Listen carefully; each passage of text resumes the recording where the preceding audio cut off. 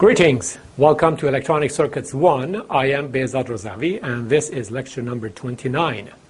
Today, we will begin our new adventure into CMOS devices and circuits, following our previous studies in diodes and other devices. Now, I have designed these lectures so that you can avoid or you can skip the bipolar device and circuits lectures and directly come to this lecture and start learning about MOS devices. So if you have skipped those lectures on bipolar devices and circuits, it's fine. You can start here without the need for those lectures. On the other hand, because of this, sometimes we have some repetition for those of you who have watched the bipolar device and circuits lectures. But sometimes repetition is not that bad. It will also teach you some of the concepts again.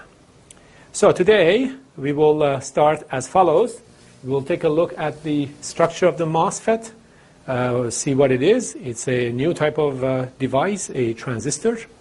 And then we will go into its operation a little to just qualitatively understand how it works. Our ultimate objective is to be able to derive current and voltage relationships for the device so that we can look at it as an electrical device, not as some abstract physical device. In other words, we are hoping to build a circuit model for the transistor so that we can use it in the analysis and design of circuits. But it will take a while, and we'll just go there step by step.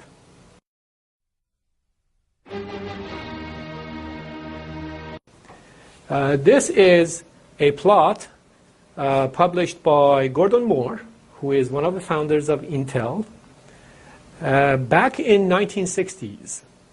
And in 1960s, this is what he had observed. He said that it seems from a handful of data points that he had plotted here, the number of transistors per chip, per integrated circuit, was doubling approximately every 18 months, every 1.5 years. And he said, well, this might continue. This might go unstoppably. And that was known eventually as Moore's Law. Now, what's amazing is that this trend never stopped. This trend started from early 1960s and has continued even today. What we can see today is, for example, something like this, where the number of transistors per chip, for example, in a microprocessor, has gone from 2,300 in 1971 for the microprocessor 4004. It was also from Intel, to something on the order of 1 billion transistors in most recent microprocessors. Okay, so in a matter of 40 years, 1971 to 2011, we have increased the number of transistors per chip from 2,000 to, let's say, 2 billion.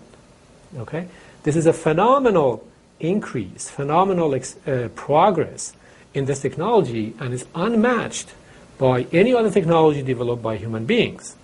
And that's why it has been responsible for such an explosive growth of semiconductors in our daily lives.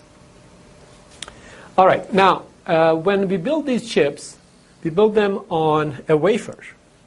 So this wafer is quite large today, and you can actually barely see the chips here. So these are the chips. We build them on this wafer, and then we dice it up, and we collect the little chips, and then we use them wherever they are. They're microprocessors, or they're something for your cell phone, or something for your laptop, etc. And what is incredible about this technology is that this microprocessor here, or this RF chip here, has to have the same characteristics as this RF chip down here, even though they are apart by something like 30 centimeters. The uniformity of this technology the ability to build transistors over here and transistors over here that are so close in characteristics is astonishing. And that's the result of decades of progress in this domain.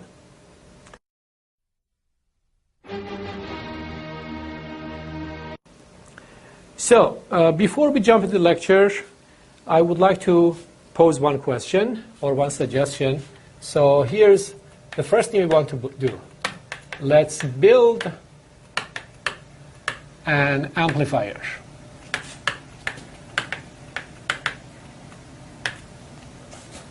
Okay, why? Well, because we need it later. How? Well, I will show you. Let's go and buy a voltage-dependent current source. So here's a voltage-dependent current source that we have seen in basic circuit theory. In circuit theory, you typically denoted dependent sources by a diamond and independent sources by a circle. We don't make that distinction here. We just know from the context what they are. So this current source depends on this voltage between these two. We'll call this V1, and this current source is proportional to this voltage, so something times V1. Obviously, we need a coefficient here because we're going from voltage to current, so we'll just call that K. All right, so we bought this. And I'm hoping that I can build an amplifier using this voltage-dependent current source. How did I do that? Well, here's a voltage that I would like to amplify. We call it V in. Where does it come from? Well, maybe it's the sound coming from a microphone, from this microphone that I'm wearing, or it's coming from an imager in the camera. For example, the camera that's capturing this image right now receives the light, and based on that generates some voltage. So this could be something, right, some signal. I would like to amplify it. Okay, so what if I do this? What if I allow this current to flow through a resistor? Call it RL, and I go ahead and measure the voltage across that resistor, and I call it V out. All right, and I'm hoping that from here to here, I have an amplifier. What do we mean by amplifier? We mean it generates an output that is hopefully larger than the input, right? So if the input is a sinusoid like this, we should have a larger sinusoid at the output.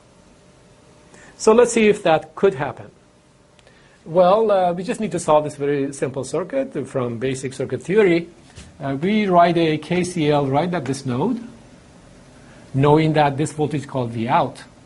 So if the voltage across this resistor is called V out, the current through the resistor, maybe I'll draw it like this, the current is given by V out over RL. That's Ohm's law. And now we can write a KCL at this node. This current is going out of the node, equal to KV1. This current is going out of the node, equal to V out over RL. They have to add up to 0. So we write KV1 plus V out over RL equals 0. How much is V1? Well, V1 happens to be V in this particular implementation.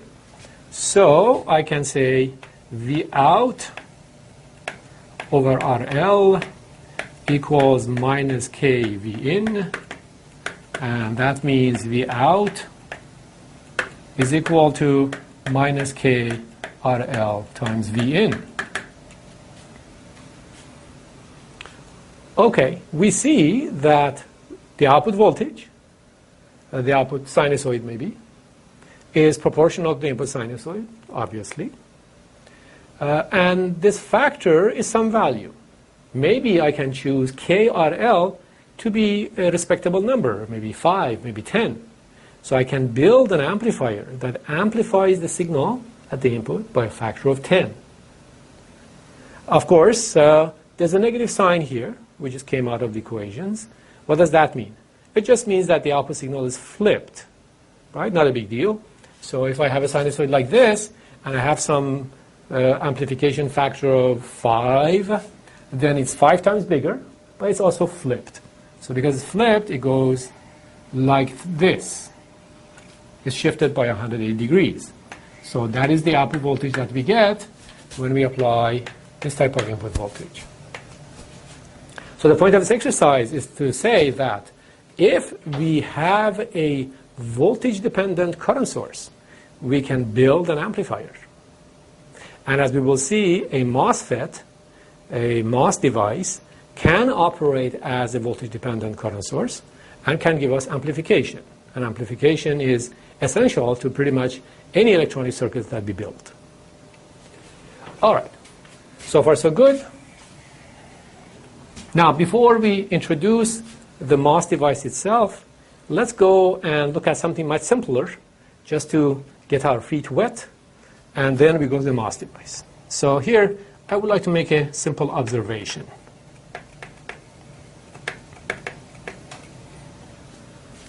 All right, we know how to build capacitors, right? We take a plate, a conductive plate, another conductive plate, and that forms a capacitor. And in between, we have something. It could be air, or it could be some other insulators. Sometimes insulators are called dielectrics. So we can build a capacitor. So let's go ahead and do that. We build a capacitor. Here's a conductive plate.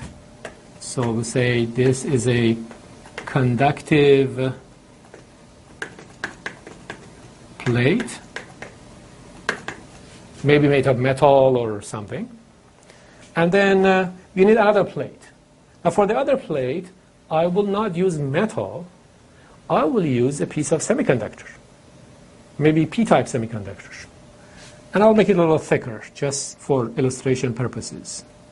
So this is a p-type piece of semiconductor. I'm allowed to do that, right? This has some conductivity. It's not that bad. It's not that great, but it's not that bad. So this is a conductor, and there's a conductor, so we have a capacitor between them. And then in between, I will fill up with some sort of insulator. So this is insulator,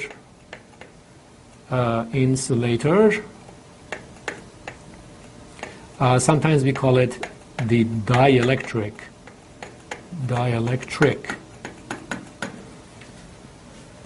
Okay, so we have a capacitor, right? Let's go ahead and apply voltage to this capacitor, see what happens. So here's a plate. I make a contact here, and I bring it to a voltage. And then I make a contact to the bottom of this plate here, and bring it to this voltage. And I'll call this V1. So we know that, for example, if we apply a positive voltage here, negative voltage here, then we will place some positive charge on this plate and some negative charge on this plate, right? That has to happen for a capacitor. So we'll change our color to red and place our charge positive here and negative here.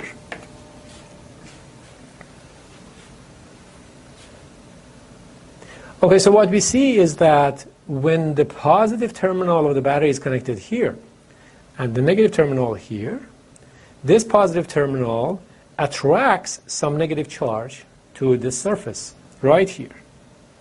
What kind of charge is that? Well, remember the p-type device, the p-type material has some electrons in it, some free electrons, right? Not a whole lot, but some. So it might be that we get some of those electrons right here. They are free. They are charge carriers. So we get some electrons here. And we'll have a name for these electrons. We will call these electrons channel, the channel of the device. And we'll see why. So we have formed a channel in the device by applying a voltage between these two. So far, it just looks like a regular capacitor, nothing exciting about it. But the interesting thing is that we have some electrons here in this p-type material that are attracted to the closest possible surface to the other plate. Of course, they need to come up all the way to this point. Okay, all right. So let me just make a couple of observations about this before we play with it. What we know is that the charge that is stored on a capacitor is given by C times V, right? C times V1. So the capacitance of the structure times the voltage that we have applied from outside. So that is the amount of charge that we have. Positive charge on the top plate, negative charge on the bottom plate. Okay. All right. Now what happens if V1 increases? So let's say V1 is a volt. Now it becomes 1.5 volts. Well, we have more charge, right? So we see that if V1 increases, Q increases. If Q increases means we have more positive charge here and more negative charge here. So the electron density here increases. So electron density increases. So I'll call this point A. So far so good? All right. One more point, which is less obvious but as interesting. So the next point. What happens if we bring these two plates closer to each other? We make this insulator thinner. So I'll give this a name. So let's just call this T for now, for thickness. If we reduce the thickness of this dielectric, meaning the gap, if we reduce the gap, what happens? So if T goes down, what happens to the capacitance? Well, we know that if you have two plates and bring them closer to each other, the capacitance of the structure increases. So if T decreases and the voltage remains constant, the capacitance increases. Well, it doesn't matter what the voltage does anyway, so what we can say is that the capacitance increases. If the capacitance increases and the voltage is constant, what happens to Q? Q also increases. So Q increases. And that means that the electron density increases. So electron density in the channel also increases. So the interesting point here is that we have the ability to change the density of these electrons by changing this voltage. But also, if we are interested in maximizing the electron density in the channel by construction, we would like to minimize this thickness. All right, so these are two little points that we need to remember for our later work. Okay, so now let's go to the next step. And the next step, in addition to this voltage that I have applied between the two plates of the capacitor, I come along and add another voltage source.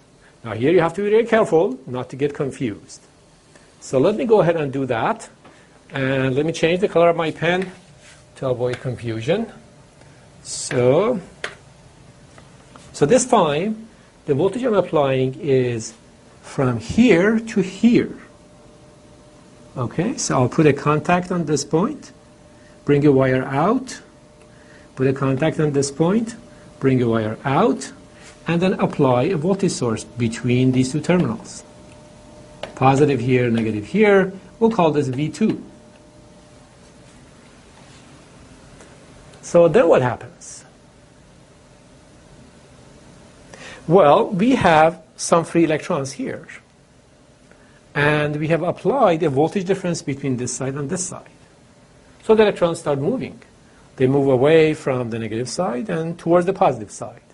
So electrons begin to flow this way through the battery and back, right? So we have a flow of current like so in electrons, or the conventional positive current will be going this way. Okay, that's not particularly exciting, but there's something interesting that we can observe. Okay, so we say that if V2 is applied,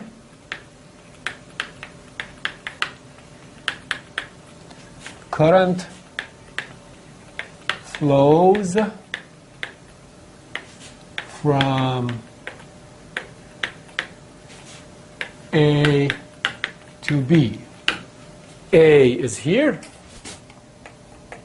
and B is here. Okay? And by current, I mean positive current. So positive current flows this way, right? Okay, so that's fine. But here comes the important point. Let's suppose that we have set this up, and everything is going, there's some current flowing, let's say 1 milliamp. And now I come along, and I increase V1. What happens? What happens to the current? If I increase V1, the electron density in the channel goes up. If the electron density goes up, we have more electrons, we have less resistance between these 2 points, so the current that has to flow increases. So that's the key idea here. If V1 increases, okay, my pen started acting up again. If V1 increases, then we know from previous analysis that the electron density increases. So electron density increases.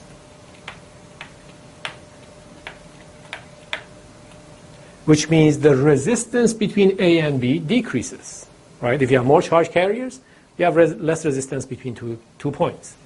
So we have resistance between A and B decreases, which means the current that's flowing increases. So what's interesting is that a voltage connected between this plate and this plate, V1, can control the current that flows from here to here, or the electrons that go from here to here. So it seems that we have something close to a voltage-dependent current source, right? There's a current flowing from here to here, and it depends on this voltage. There's a voltage between here and here, and there's a current between here and here. So maybe it's a voltage-dependent current source, and maybe we can use it to build amplifiers and many other functions. So that is the first step towards learning how a MOSFET operates.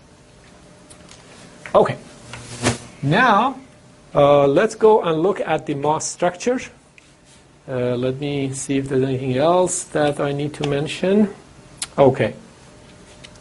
All right, well, we would like to build this structure. We are hoping that this will serve as a voltage-dependent current source. But if we want to build this on that wafer that the guy was holding, that wide, thin wafer, we have some issues. On a wafer, we can only make connections to the devices from top of the wafer, like so. We can't go from the sides. We don't have access to the sides of all these millions and billions of devices. We can only attach from top. So this contact is okay, but then how about these two? How about this one?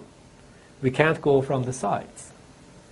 So we sort of have to stretch this device so that these contacts can be made from the top of the wafer. And that gives us the actual MOSFET structure. So let's go ahead and try to do that. So we'll talk about the MOS, which stands for metal oxide semiconductor structure.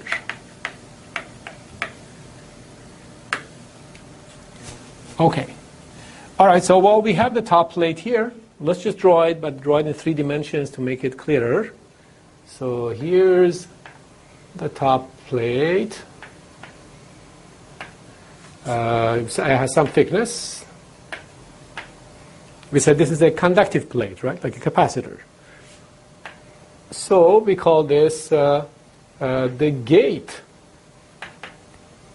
We will see why later. This is called the gate of the device. And the material is usually polysilicon. Polysilicon is not an excellent conductor, but it's a reasonable conductor. So we use it as a conductive plate. In fact, the name metal oxide semiconductor, this metal came about because a long time ago, this was made of metal. But now it's made of polysilicon, although in future generations we may go back to metal. We don't know yet, but that's what we have. Okay, so we built the top plate using polysilicon.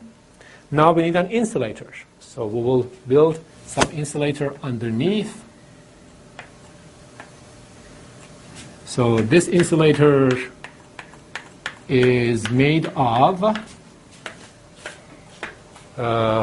what we call oxide.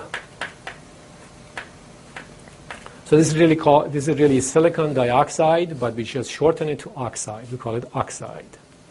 All right, so we see the correspondence between this and this so far. We need some sort of contact here to make contact to the gate, to bring a wire out. So put the contact here, although in practice it may not be exactly here, but that's our contact. We have a wire connected to the gate. Okay, now we go to these points, A and B. So again, we cannot contact from the sides, so we have to sort of stretch these so that we can access them from top. So let's stretch them. Why don't we do this? We stretch them like this. We draw a line here. And these will be these 2 points. And then the rest of this, bulk of this, is under here. So again, if I try to draw it in 3 dimensions, it looks like this. Okay. All right, so each of these have names, has a name. This terminal, which we call, for example, B, now would have, again, a little contact to bring the wire out. This is called the source. And in fact, if this substrate, this is called P substrate. Remember the P-type material that we had here? We would call it a P substrate. And if this is P-type substrate, this area, which corresponds to, for example, B, will be made of N+, heavily doped N-type material. So why is it heavily doped and why is it N-type? Well, it's heavily doped because we want to have a good contact between this wire that comes down and this part of the silicon. If this is not N+, you may get some sort of diode or rectifying junction or something. So we want to avoid that. That's why this is an N+. Similarly, this one is N+. And then again, we have a little contact here. And bring a wire out and call that the drain of the device. So the device so far has a gate, this big plate here, a source and a drain, like these two, except that they are moved up here. Here and here. And then we have the contact down here. So again, we can't make a contact on the bottom. We have to bring it all the way up. So we put another little contact point here. That's the contact that goes to the substrate. And to have a good connection between this wire and this P substrate, we place a P+ connection here, P+ doping here. And that is called the substrate. The substrate connection. All right, so a few quick observations. Number one, the MOSFET, by the way, FET stands for, so FET stands for field effect transistor. Field effect transistor has 4 terminals, right? We have a gate, we have a source, a drain, and a substrate. Sometimes the substrate is called body, sometimes it's called bulk. Usually we call it the substrate. Okay, so that presents some interesting challenges to us. If we have studied only diodes, which have only 2 terminals, and resistors and capacitors and so on, suddenly we come across a 4-terminal device. It seems much more complicated than before.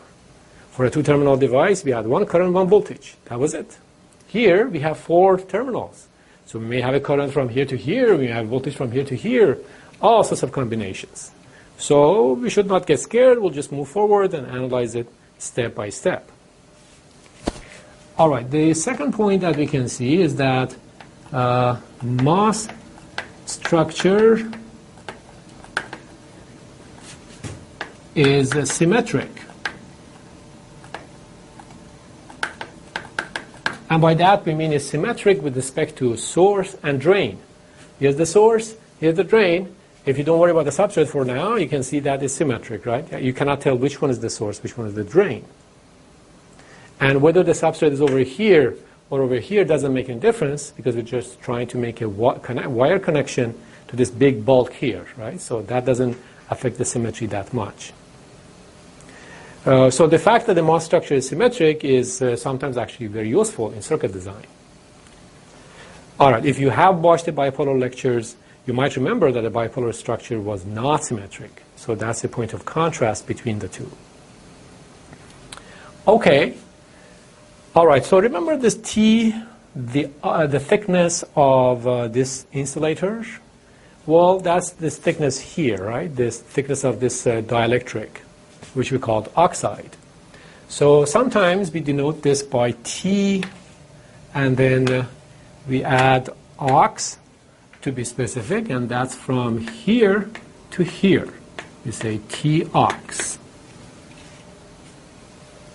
Now what we said was, if T ox becomes smaller, right, it becomes thinner, because the capacitance of the structure goes up, we have a greater electron density for a given voltage, right? And that's a very useful property that we have here.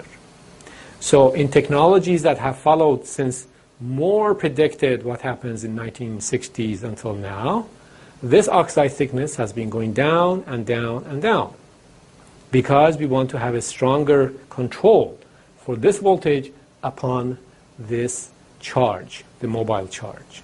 You can intuitively feel that if this is a very thin layer, then this voltage has a stronger effect on this, this charge here, right? So that's what has happened. Today, the oxide thickness is on the order of 15 to 18 angstroms, A with a little circle on top. 1 angstrom is 10 to the minus 10 meters. All right. Now, a few other perspectives on this device. Because we don't want to draw all of this every time, we might draw just a 2-dimensional view. So here's a 2-dimensional view.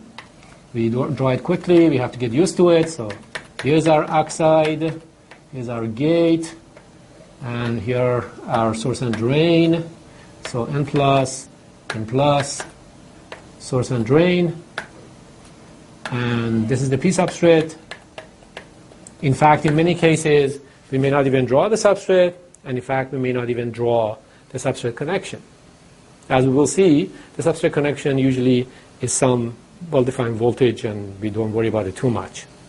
But you should always remember that a MOSFET fundamentally has 4 terminals, even though we often don't draw this 4th terminal in our schematics or circuits, etc. Okay. Now, we also need some sort of circuit symbol, because we don't want to draw this in every schematic. So the circuit symbol is like this. You can see that this is the gate. So here's the gate. And we have an insulator, so we separate these by an insulator. And then we put a line here and line here, representing the source and the drain. we put an arrow on one of them, and this forms our symbol. Why do I have an arrow on one of them? To indicate that that's the source. But I just said source and drain are indistinguishable.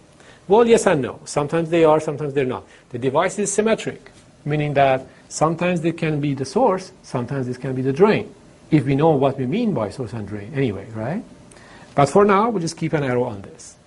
In some other textbooks or some other classes, you might see that they don't draw an arrow here.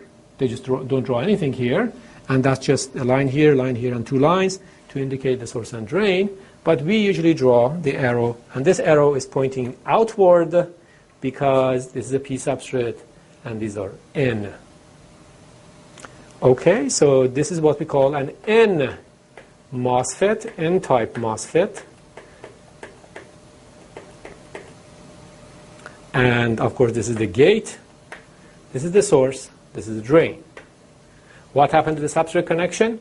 I didn't show it.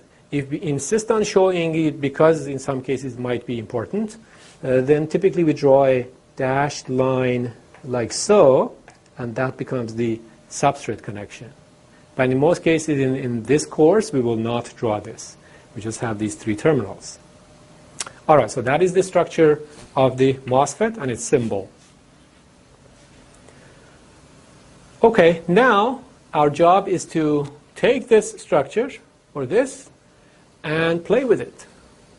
We have a bit of idea how this works. We said that if we apply a voltage between these two terminals, between here and here, right? Between here and here, between A and B. And we already have a channel of electrons. A channel of electrons here or here.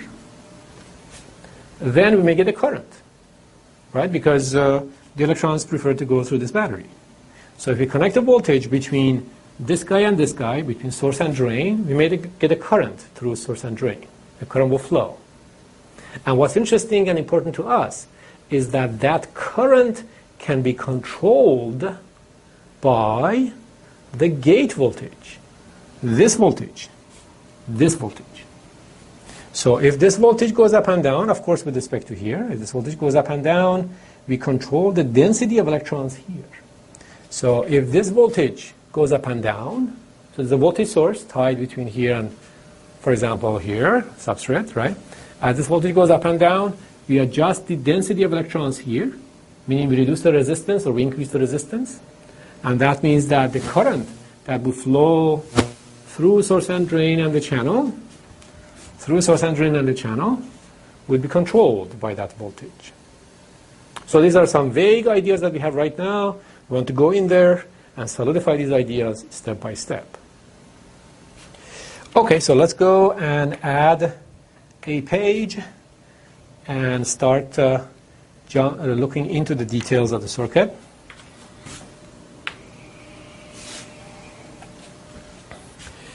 All right, so what I will do is so I would like to talk about MOS operation here, and I will draw the MOS device for explaining this operation. So what we will do for a while is that we draw the actual two-dimensional MOS device and apply some voltages around it. And then we also draw the symbol for the MOS device and apply the same voltages around it. And gradually we get used to looking at the symbol and understanding what the device is doing. And eventually we don't draw the actual device structure anymore, we just draw the symbol. Just the way we did for p-n junctions, right? First we drew the whole p-n junction and everything depletion region, but eventually we just drew the diode symbol for it. All right, so here's the structure. We have our gate and our oxide. Then we have the source and drain areas, and plus. And we have our gate and source and drain. Okay. In the first experiment, we will connect the source to ground, the drain to ground, and we just apply one voltage source between the gate and the ground. So we call this VG. So if I draw the symbol, that's what it looks like. Here's the symbol. The source is grounded, the drain is grounded, and I have just applied a voltage between gate and ground, right, VG. We just want to see what's going on as this voltage varies maybe. The device is not particularly useful right now, but at least we can see some of the operation. Okay. All right. Well, let's start with choosing this VG slightly positive. So we make this gate more positive than all of these by some amount, maybe 0.2 volts, maybe 0.3 volts, something along those lines. So VG equals 0.2 volts. Okay, so what exactly happens? Well, let me just erase this because I need the space here. I will write that over here. So VG equals 0.2 volts. Well, remember there's a substrate here. In fact, what I have not shown is that the substrate is also connected to ground. So if you want to be careful, we draw a P plus for the substrate, and we also connect that to ground. This is a P substrate device. All right, so this voltage is becoming more positive. And we still recognize that we have a capacitor between this plate and this plate, like the simplified structure I showed you earlier. So as this voltage becomes more positive, it wants to repel positive charge here. Do we have positive charge? Yeah, we have some holes. This is a P-type material, right? We have some holes. So the holes go away from this interface between the oxide and the silicon, the substrate. And when the holes go away, what do they leave behind? Ions, negative ions. So we expose some negative ions here.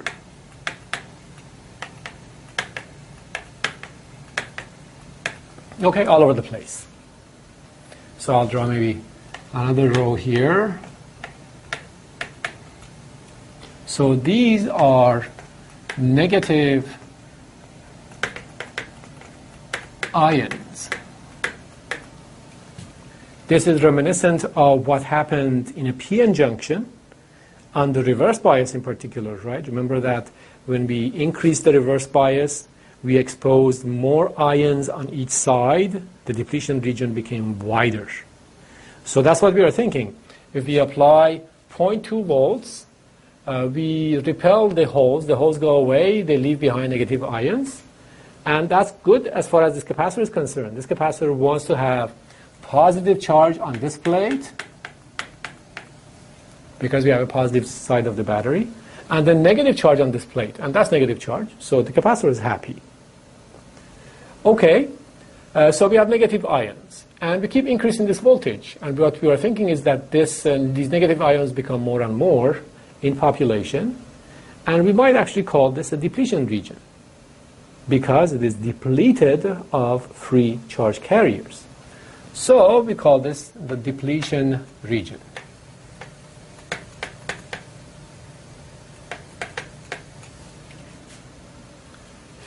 Okay. All right, so does this mean that if we just keep increasing this voltage, this depletion region becomes wider and nothing else happens? No, that would be a really boring situation. That's not that interesting. What really happens is the following. After a certain amount has reached for VG, something else happens above and beyond forming this depletion region. So once VG reaches a threshold, so a VTH, which we call the threshold voltage,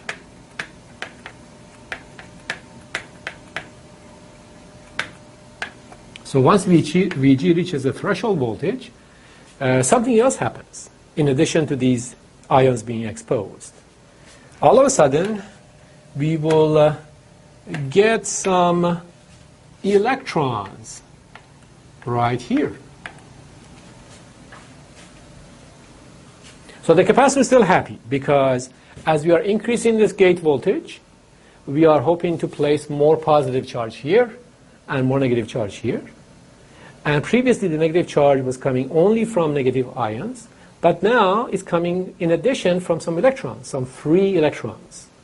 Where do these come from? Well, they can come from different sources. They can come from the substrate. Remember, the substrate has some electrons. Or they can come from here. We don't worry about that at this point, but there will be some free electrons. And so this is what we call the threshold voltage, the voltage at which we begin to introduce electrons here instead of these negative ions. Okay, so now we begin to see some resemblance between this structure and the structure that we saw at the beginning. We saw that here, I said, when we apply a positive voltage here to the top terminal and negative voltage down here, we put some positive charge here and some electrons here. And that's what we call the channel, because it is capable of carrying a current. Right? These electrons can move and they can conduct current. So what this means is that now that we have these electrons here, we have a channel of electrons, so they can conduct current just the way we did before. So we call these the channel.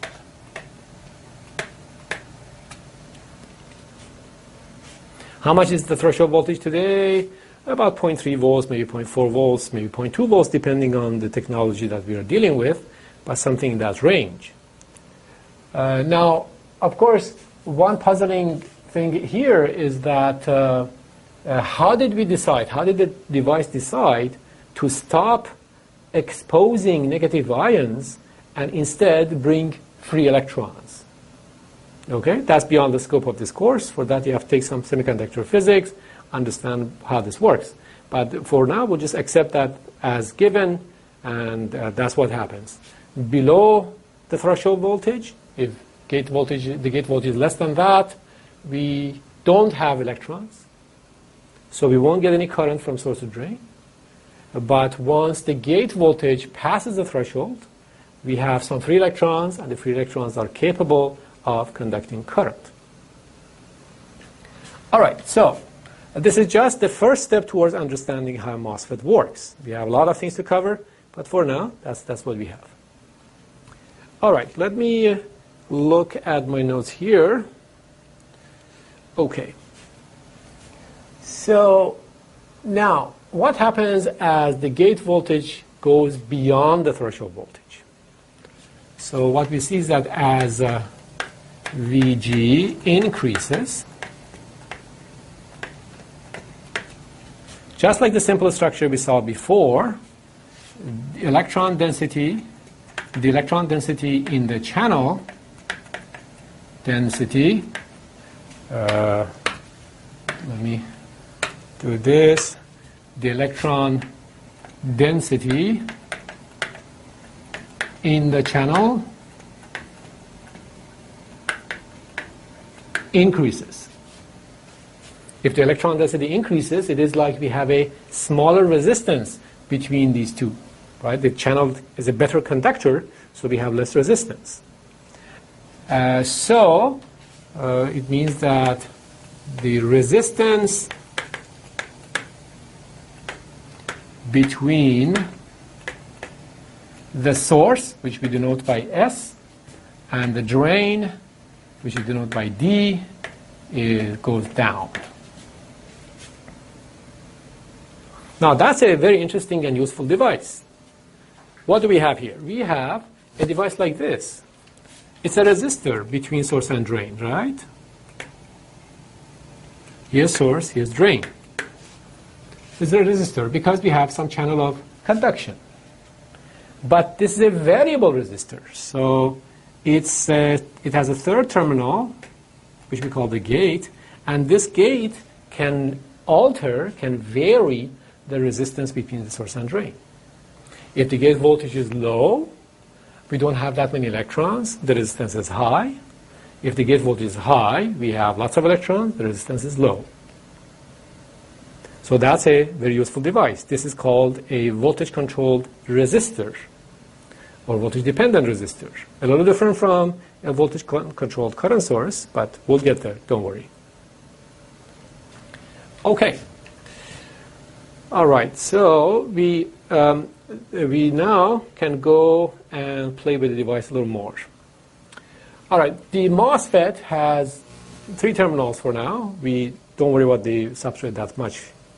So we have 3 terminals, and that means that we can apply a voltage here, apply a voltage there, measure current here, measure current there, right? It's a little more complicated than a simple diode.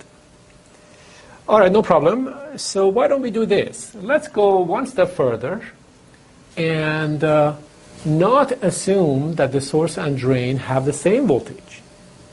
We keep the source at ground, but then we raise the voltage at the drain to see what happens. All right, so assume VD, the drain voltage, is greater than Vs, the source voltage, which is 0. All right, so in cases like this, we probably want to draw both the structure of the device and the symbol. We just do this for a while, even though it might be tedious, because we really want to get used to both of them and understand how they work. So here it goes.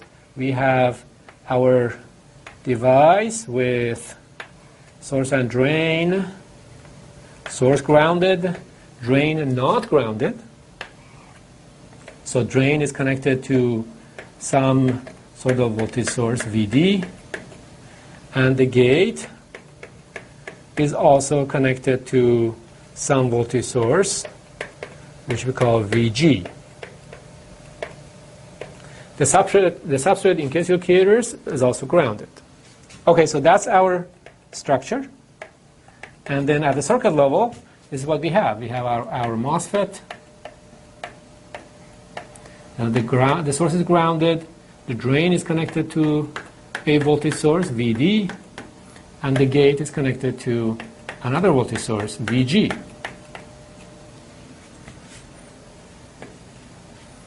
We can do that. Okay, so now what I need to do is vary VG, see what happens, vary VD, see what happens. And to avoid confusion, we vary only one of them. So we keep one of them constant at the reasonable value, and we vary the other one to see what happens.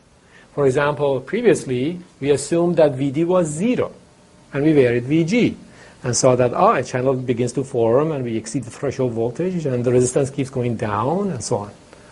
Now, we have 2 voltages, so I have the freedom. I can select this to be variable, and this to be constant, or the other way around. And we have to do this very patiently to get used to all the characteristics.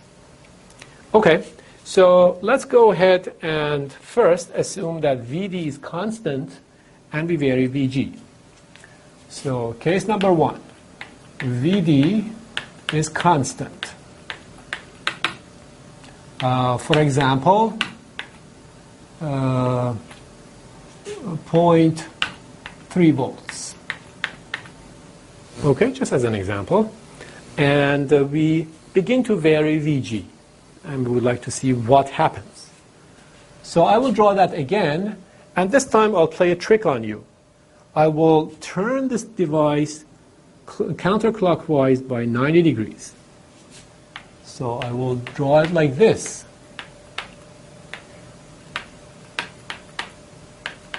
VG. And because the drain voltage is constant, I will denote it by a battery. So here's a battery, and its value is 0.3 volts. That's VD. And I'm varying VG, and I would like to see what happens. Now, when I say what happens, what do I exactly mean? What am I looking for? Well, we're looking for any sort of current that can flow anywhere. Maybe see how those currents change. Remember, for a diode, we apply the voltage and measure the current.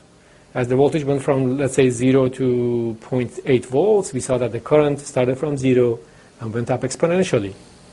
So maybe we have something similar here. We would be good to test that. Okay, so in this test, we need to look at some currents.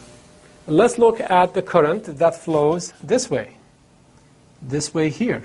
Remember in the previous structure when we had the voltage difference between A and B, and we had some electrons here, we got a current going from this side to this side, from A to B.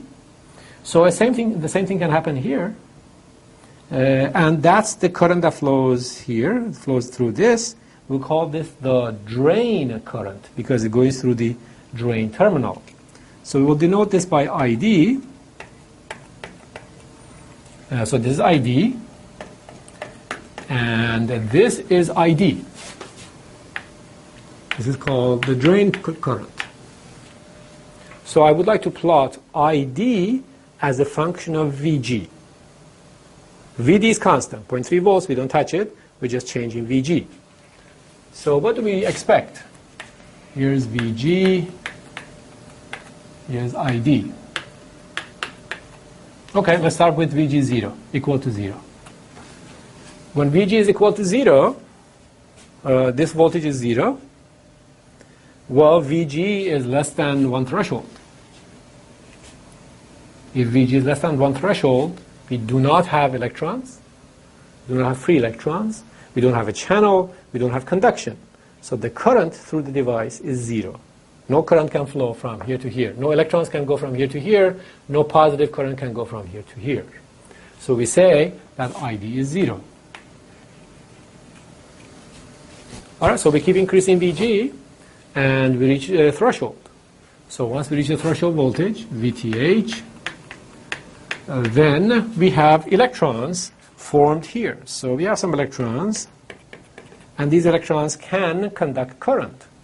So we begin to see a current flowing this way, a current flowing this way. Starts from the drain, goes through the device, through the channel, goes to the source, goes back to ground. So we begin to see some current, and as VG increases, this current increases. Why? Because as VG increases, the resistance between the source and drain decreases. So if I have a constant voltage here, and the resistance between the source and drain decreases, this current has to increase. So this current increases. Now, we don't exactly know in what shape and form. Is it linear, not linear, etc., but at least we know that it has to increase. We'll just put some dots here because we don't exactly know what shape we will have. So that's called the drain current as a function of the gate voltage.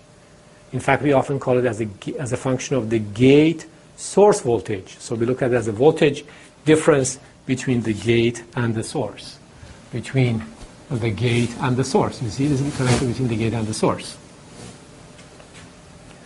Okay.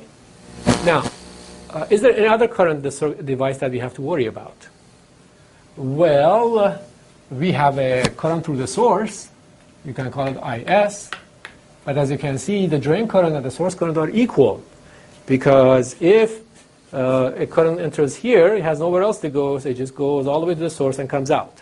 So the drain current and the source current are equal. So we rarely talk about the source current. We just talk about the drain current. If you're coming from the bipolar world, we don't have that defect of beta here, meaning the collector current and the emitter current were not exactly equal. Here, the drain current and the source current are exactly equal. Okay, any other current sources, any other currents that can flow? Can a current flow this way, to the gate?